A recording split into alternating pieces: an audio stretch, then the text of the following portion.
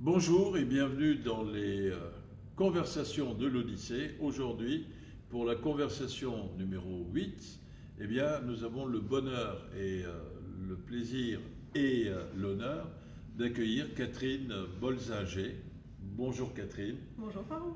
Alors Catherine est à la fois la directrice des Voix de Stras et la directrice du Chœur Philharmonique de Strasbourg.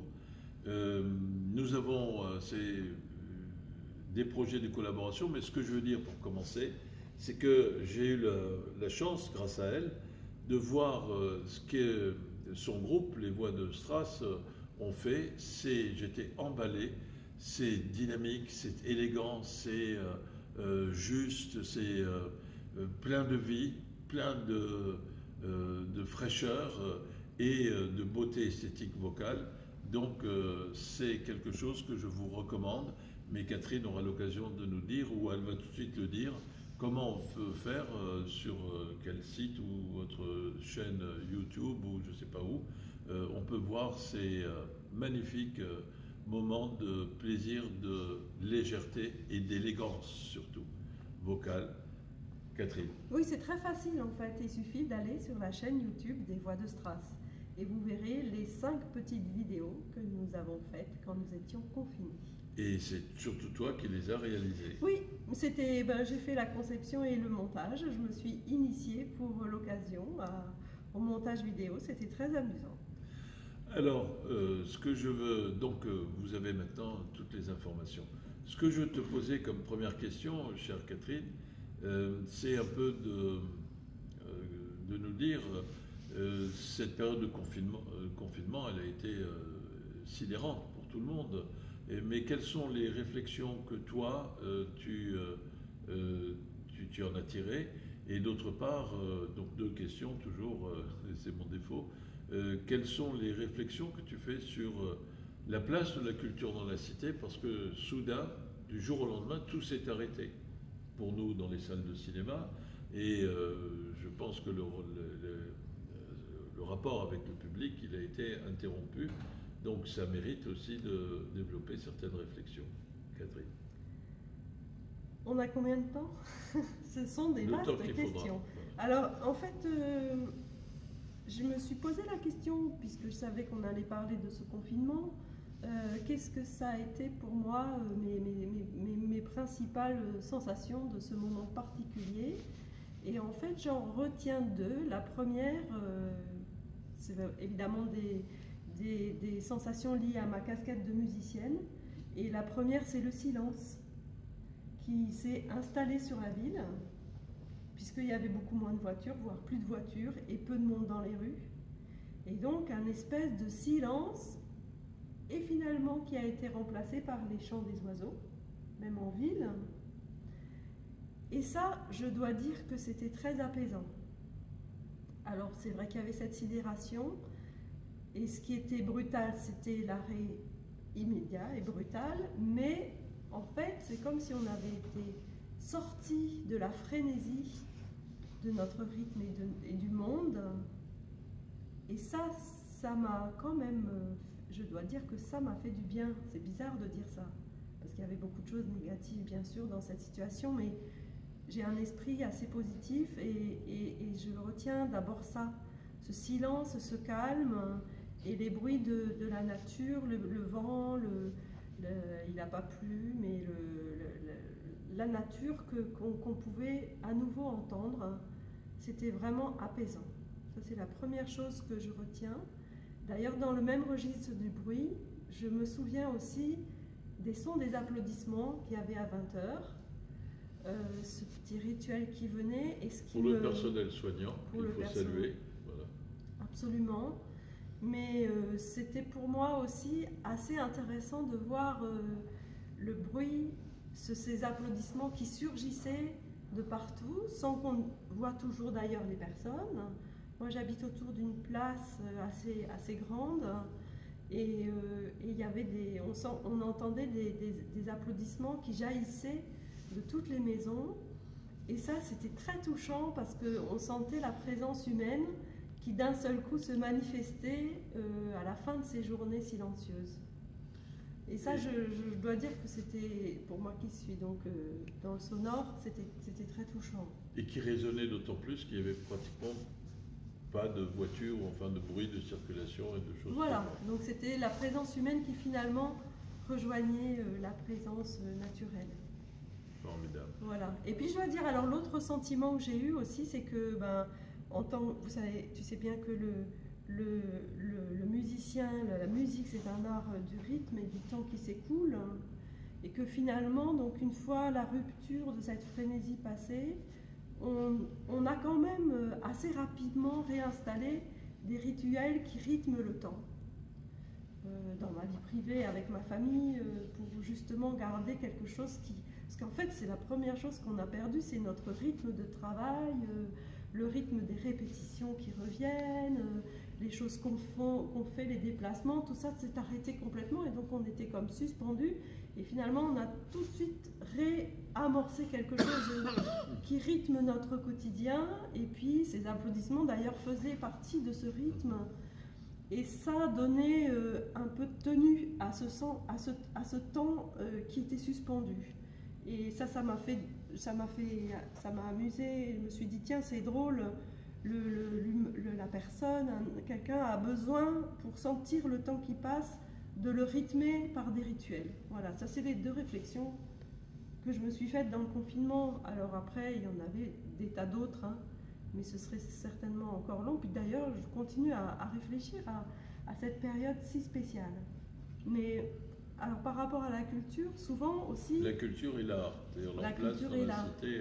Mais j'ai envie de te demander, ou plutôt je répondrai par une question, c'est-à-dire est-ce que quand tu dis la culture, tu entends celle que l'on, entre guillemets, consomme ou celle que l'on fait?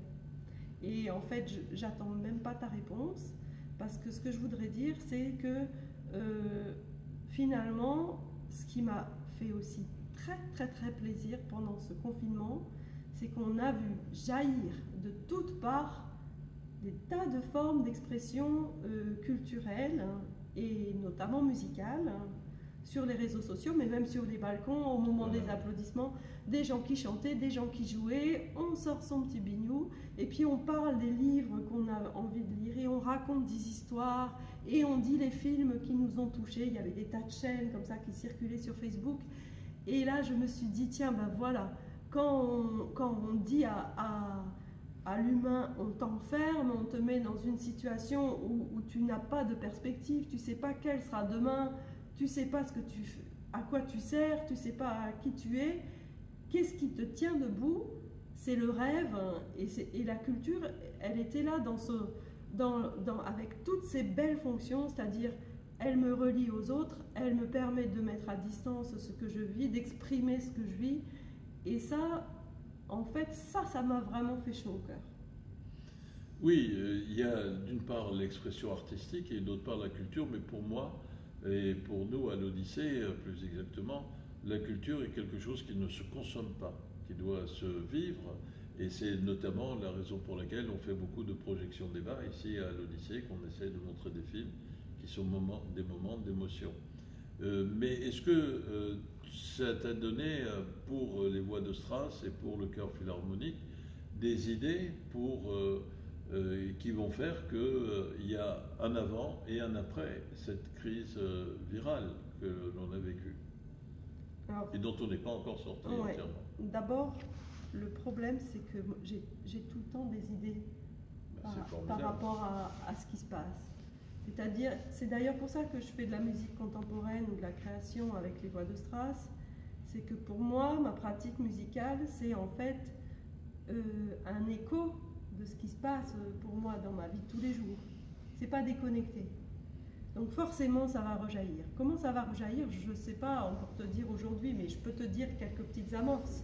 Oui. Déjà, il y a ces vidéos qu'on a faites, c'était pas simplement des chœurs avec des gens qui chantent à distance, mais à chaque fois elles portaient un propos. Il y en a une qui parle de l'enfermement, il y en a une qui parle de la rencontre, il y en a une qui parle de la libération. Et donc c'est des sujets qui en fait m'ont traversé pendant, on est quand même resté 2 mois, hein, avec ces espèces de suspense sanitaire et politique. et sociale. Donc on était ballottés dans cette situation et donc l'expression artistique, elle vient questionner ça. C'est pas répondre, hein, parce que s'il y avait réponse, ce serait si simple. Mais c'est plutôt questionner et essayer de décaler le regard. Des fois, ça aide à comprendre. Et puis, et l'autre chose, c'est que je voulais dire, c'est que par rapport à la reprise artistique, parce que tu me disais avant-après, pour l'instant, on aimerait bien savoir quand ça sera l'après. Pour l'instant, malheureusement, nous les artistes, on est encore pendant. C'est-à-dire qu'on n'a pas le droit de faire des concerts dans des salles, on n'a pas le droit de répéter à plus de 10 personnes. Et donc ça, j'attends avec impatience l'après et je ne sais pas comment il sera. Mais je peux te dire qu'on a déjà commandé pour les voix de Strass nos masques glamour pour les intégrer à notre tenue de scène. Jetable ou lavable, les masques? Lavable, puisqu'il sera dans un matériau très féminin, tu verras. Et je pense qu'on va l'intégrer aussi comme un objet vintage. J'espère qu'il deviendra très vite vintage. Et puis un objet aussi de questionnement, d'humour, et puis qu'on va détourner tout ça. Voilà. Formidable, mais tu m'as aussi parlé, juste avant qu'on commence cet enregistrement, à partir sur le thème des saisons de Vivaldi, un projet que tu as. Voilà, ça c'est un projet qu'on avait d'ailleurs amorcé. On devait faire notre première en avril à Paris avec ce spectacle, et donc tout a été reporté à l'année prochaine, mais je me suis dit tant mieux. C'est un projet sur le dérèglement climatique et sociétal, donc tu en as entendu parler de cette question, mais est-ce que tu t'es demandé ce qu'aurait fait Vivaldi aujourd'hui avec ces quatre saisons? Donc peut-être pas, mais en tout cas moi j'ai posé cette question à un compositeur qui nous a réécrit les 4 saisons pour nos voix, et tu sais que quand tu mets un texte, une musique pour des chanteuses, tu peux, ou pas forcément, mais tu peux mettre un texte.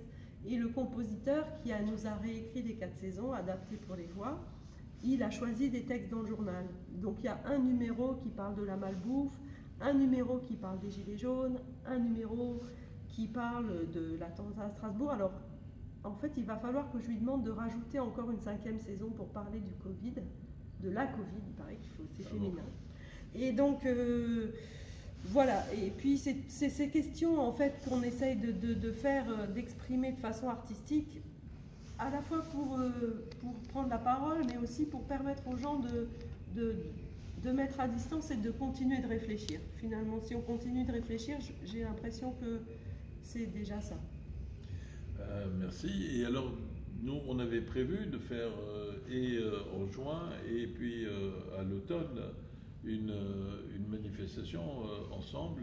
Donc, si je comprends bien, malheureusement, c'est reporté à l'année 2021. Ben, en fait, on a été très... Avec ça, c'est avec le Chœur Philharmonique. On devait donner le canto général de Theodorakis sur le texte de Neruda. Et on avait programmé ensemble une projection sur Neruda. Et donc tout a été annulé, mais on a bien anticipé avec le Chœur Philharmonique. Ça, ils ont été vraiment formidables.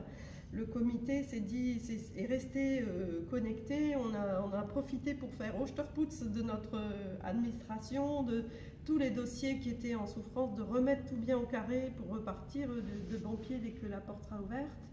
Et donc ce projet canto général qu'on fait avec les percussions de Strasbourg est reporté en juin prochain. Donc on a repris date ensemble pour la programmation. Et on parlera de Neruda. Et les valeurs du texte de Neruda sont des valeurs de solidarité. Je pense qu'elles seront encore plus que jamais d'actualité. Oui, tout à fait, beaucoup plus. Parce que c'est, nous, une de nos chroniques, on l'appelle, pas une de toutes nos chroniques de l'Odyssée, on les appelle l'humain d'abord, parce que c'est l'humain qui doit prévaloir et non pas la course au profit pour des intérêts particuliers. Voilà. Qui est aussi à l'origine du fiasco et de la catastrophe virale que nous avons vécue. Voilà, je pense. En tout cas, c'est notre position et particulièrement la mienne. Alors, ce que je voudrais te faire une proposition honnête, bien sûr, comme toujours. En principe, nous ouvrons par 3 soirées événements qu'on va faire le 22, nous à l'Odyssée, le 23 et le 24. Et je serais heureux que si les moyens des uns et des autres le permettent, on puisse au moins pour une des soirées bénéficier de la participation de une, deux ou trois personnes. Alors les voix de Stras, nous sommes toujours au moins 5. Hein. Ça, bon. Mais c'est pas grave. Et puis il faut juste que je vérifie leur calendrier, mais je suis sûre de toute façon, je vais te dire quelque chose. On a déjà recommencé à répéter dans un jardin privé, en toute sécurité. Comme je leur ai dit, on va faire avec du gel, mais pas du zèle. Il faut à un moment remettre un pied devant l'autre et avancer vers la vie qui reprend. Voilà. Voilà. Donc, si tu es d'accord, ce serait formidable que vous puissiez venir nous illuminer de vos belles voix. Avec grand plaisir, parce que j'aime beaucoup cette salle et comme on l'entend, l'acoustique, elle est impeccable pour la voix parlée. Et chanter, je pense que c'est pareil. Encore plus, bien sûr.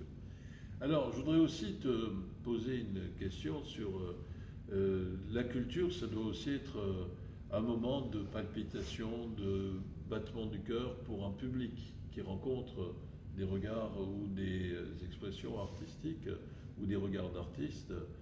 Et les réalisateurs de films en font partie, bien sûr. Qu'est-ce que ça... Or, c'est tous ceux dont on a été privés pendant les 2 mois et un peu plus ou de confinement.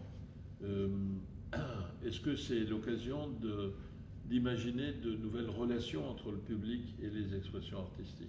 Alors, je vais dire 2 choses. D'abord, excuse-moi Farouk, mais on n'a pas attendu ça pour imaginer les nouvelles façons de rencontrer le public. Hein, parce que depuis qu'on fait des spectacles, et même particulièrement depuis 2017, où on a commencé à entendre parler de fractures, que le public ne venait pas, et c'est un peu vrai, et ben on a commencé à imaginer des choses. Donc, on va juste continuer ça. Mais en revanche, je suis très contente parce que tu as dit un mot qui est pour moi mon mot fétiche et qui est le mot qui résume ce qui me fait le plaisir, ce qui fait pourquoi je suis musicienne et qui est aussi dans ma vie de tous les jours quelque chose de le plus important, c'est la rencontre.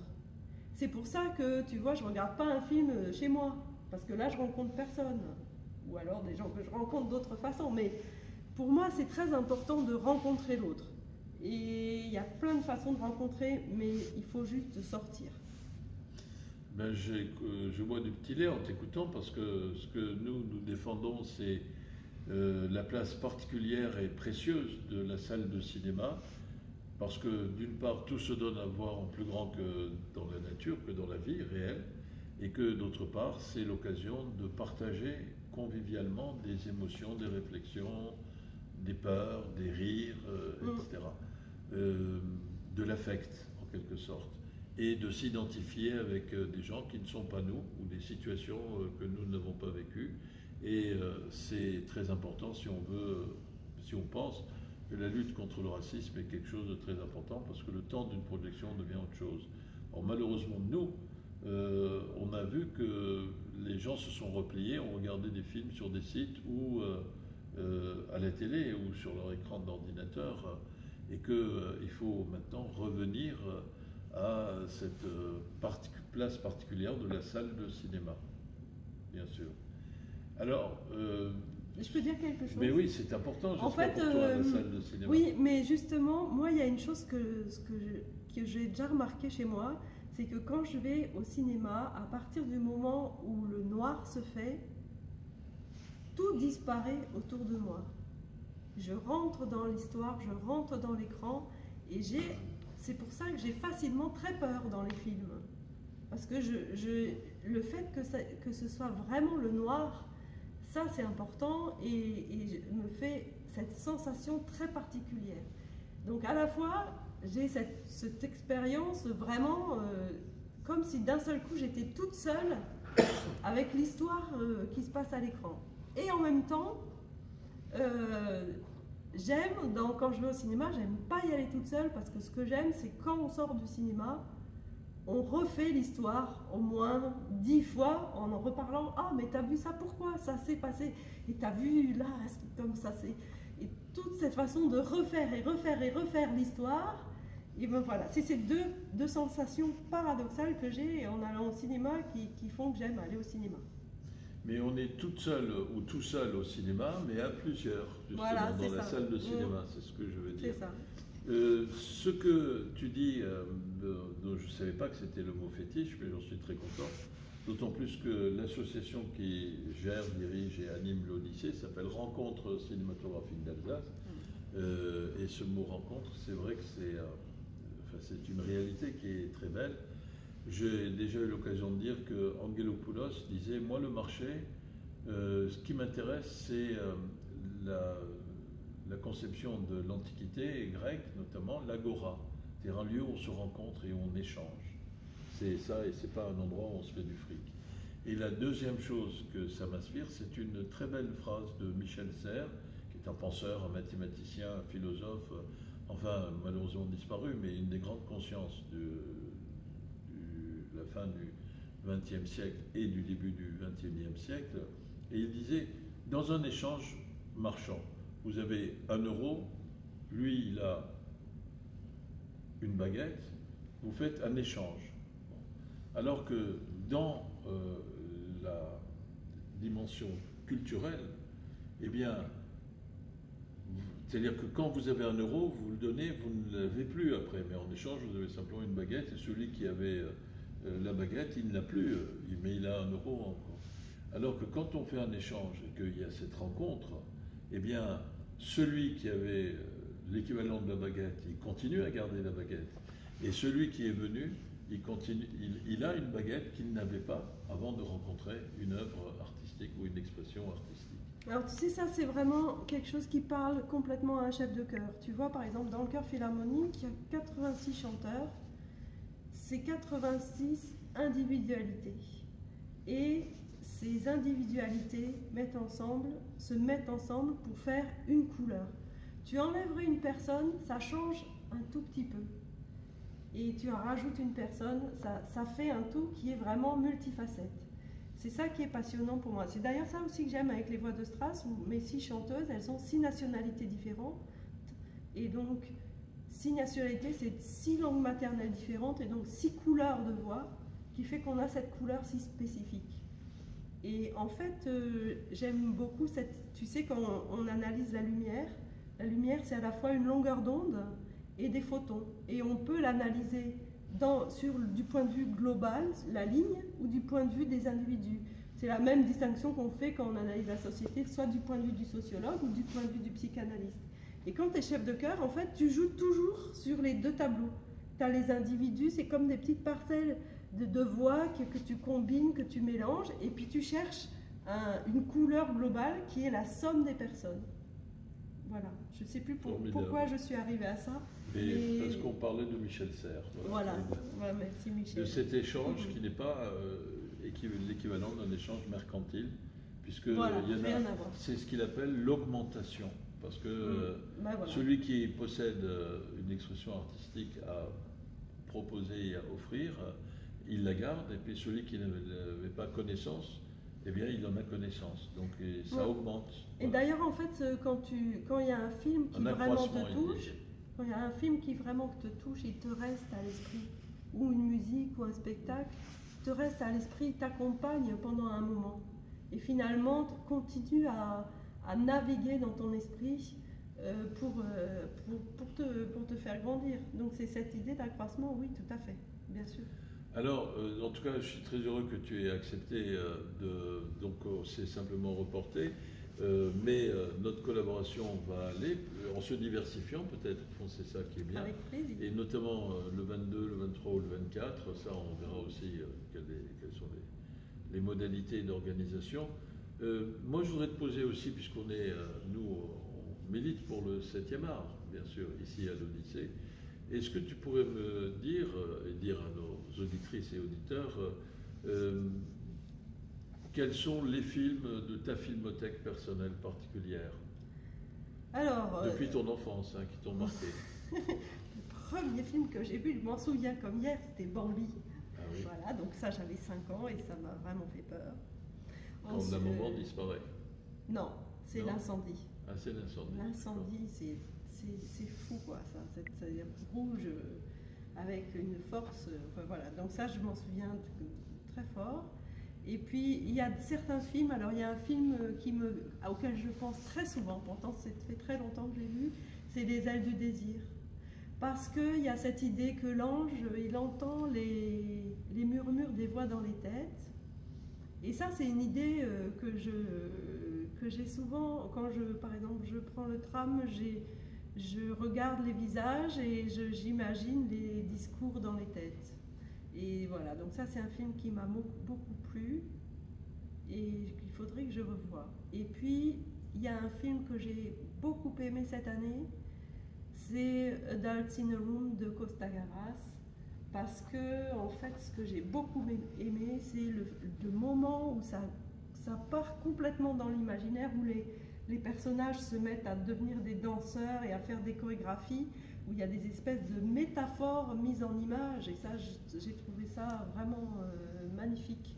Moi j'aime en fait quand le cinéma devient n'est pas juste narratif, mais devient complètement imaginaire et éclate les choses. J'aime bien aussi dans La Rose pourpre du Caire, justement, de Woody Allen, quand les personnages rentrent ou sortent de l'écran, et que, en fait, c'est cette sensation que moi j'ai quand je regarde l'écran, où je perds complètement la notion de mon réel. Je suis complètement dans l'histoire, je ne sais plus dans quelle ville je suis. Et donc j'aime bien en plus, quand je rentre dans cet écran, là non plus, il n'y a pas de frontière de réel, et ça part dans tous les sens. Voilà, c'est ça. Et le cinéma, oui, c'est du rêve éveillé, mais en même temps, alors que la consommation abétissante, a tendance à nous transformer en somnambules, bombardés à coups d'effets spéciaux et qui s'empiffrent de confiserie. Ça, c'est le cinéma traditionnel, voilà. Oui. Alors, écoute, le temps a passé, donc je te propose... d'abord, je te remercie au nom de toute l'équipe, c'était passionnant. Merci. Nous allons nous voir et on va essayer de filmer les collaborations avant 2021 qu'on va faire, j'espère. Tu m'as donné des idées avec les films que tu as évoqués. Bien que j'ai été assez surpris que ce ne soit pas l'épisode de la maman, mais c'est plus l'incendie qui t'a traumatisé dans Bambi.